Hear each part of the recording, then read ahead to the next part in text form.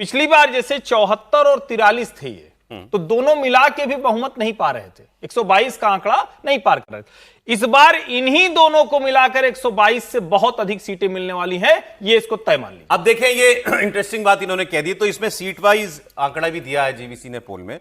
फिर दोहरा दूं, ये सर्वे एनडीए को 120 से 140 मतलब 122 बहुमत की लकीर है, तो वहां तक आराम से।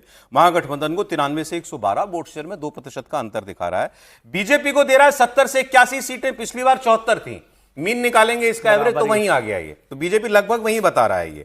आरजेडी को इस बार दे रहा है 69 से 78, उसको पिछली बार 75 मिली थी, तो वो भी कमोबेश वहीं पर। दोनों मतलब बड़ी पार्टियां लगभग वहीं खड़ी हुई दिखाई दे रही हैं। 69 से 78, बीजेपी 70 से 81, आरजेडी 69 से 78। आगे देखिए साहब, जेडीयू 42 से 48, तो वो भी ये भी वही है जहां पिछली बार थी। 43 सीट आई थी पिछली बार, ये करें इस बार। एक सेकंड बता दूं, डेटा दे दूं।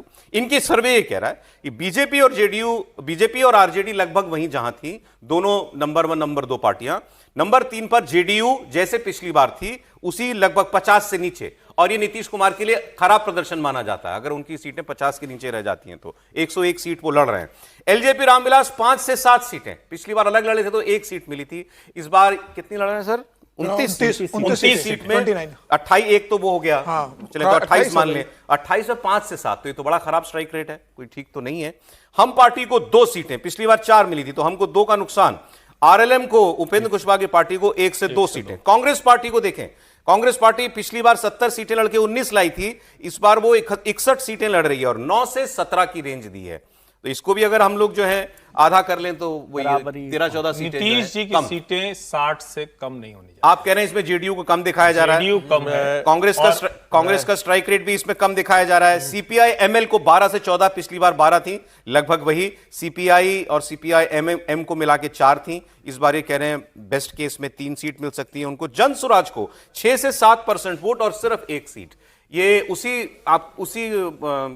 फेर में है जैसा मतलब जो अभी हम पिछले 1 महीने से लगभग सुन रहे हैं जन स्वराज का। अंडर 10% वोट और सीट जो है कोई अनुमान नहीं लगा रहा था, ये 1 सीट दे रहे हैं। और एआईएमएम, बसपा और बाकियों को मिलाकर के 8 से 10 सीट। विजय जी, मोटे तौर पर मतलब ठीक ठाक सही लगता है यदि यहाँ से देखा जाए, और कोई बदलाव नहीं दिख रहा इसमें। यदि 2020 के चुनाव नतीजों को देखें और इसको देखें तो कोई बहुत बड़ा मोटा वैसा का वैसा ही है। और यदि जनस्वराज पार्टी को 6% वोट मिलेंगे तो 1-2 सीट ही मिल सकती है। मतलब जब वो 10% से ऊपर जाते तब नंबर ऑफ सीट्स अचानक बढ़ सकता है। 6% वोट पर तो वोट नहीं मिलेगा। और नीतीश कुमार जी बारिश में जा रहे हैं, अच्छी बात है, स्वास्थ्य है, वो सब है। हर्षवर्धन जी की बात पर मैं जाता हूँ कि नीतीश कुमार जी को रिटायर होना चाहिए कि नहीं होना चाहिए मुझे नहीं पता, लेकिन हर्षवर्धन जी का भारतीय जनता पार्टी के बड़े नेताओं के साथ एक कनेक्ट रहता है, तो उनके पास वो खबर रहती है कि भारतीय जनता पार्टी क्या चाहती है, ऐसा मैं समझता हूँ, है ना। तो वो भारतीय जनता पार्टी की इच्छा क्या नीतीश कुमार जी को फिर से बनाने की है या रिटायर करने की है, ये बहुत महत्वपूर्ण है। और भारतीय जनता पार्टी चाहती है कि ये ना लगे कि वो रिटायर कर रहे हैं उनको। वैसे जितने आपने पोस्ट दिखाए इसमें बीजेपी का एक भी पोस्ट नहीं है। नीतीश कुमार, बीजेपी ने कह दिया वैकेंसी नहीं है, इससे ज्यादा आप क्या कहलवा देना चाहते हैं? नहीं, ये जो पोस्ट संजय झा ने डाला, शांभवी ने डाला, सबने डाला है, उसमें बीजेपी के भी तो लीडर हैं, वो नहीं है, ये अलग से मानते हैं आप उनको। तो बीजेपी ने उनके स्वास्थ्य को लेकर या इतनी बड़े शो किया उसको लेकर नहीं हुआ।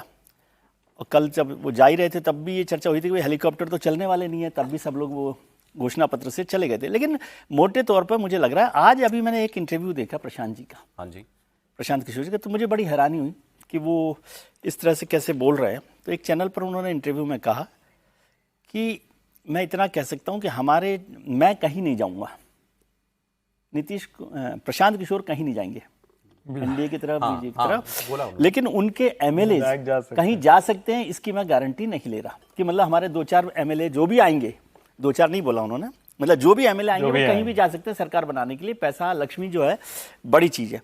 तो क्या ये उनके प्रोस्पेक्ट्स को बढ़ा रहा है या कमजोर? इस बार तो आप कम बोले। एक इंटरव्यू में उन्होंने ये कहा था, मैं 25-30 विधायक भी जीतेंगे तो मैं कहूंगा तुमको जो करना है करो, जिसके साथ जाना है चले जाओ। नहीं तो वो तो अब तो ये है कि मतलब उनके नियंत्रण में ही नहीं हुआ ना, एक तो ये बात हो गई कि क्या होगा। और उन्होंने पहली हार वहां मानी।